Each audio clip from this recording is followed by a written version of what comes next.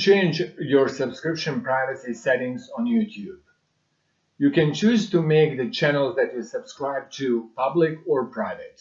By default, all settings are set to private. When your subscriptions are set to private, no other users can see what channels you subscribe to. Your account doesn't show in a channel subscriber list, even if you are subscribed. When your subscriptions are set to public, other users can see what channels you subscribe to. Your subscriptions are listed on your channel page, and your account is listed in subscribers list for any channel you subscribe to. How to make your channel subscriptions public or private? First, sign into your YouTube account.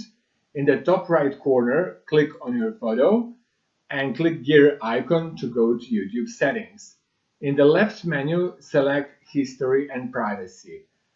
Under Likes and Subscriptions, check or uncheck all of these boxes to keep your subscriptions private or public.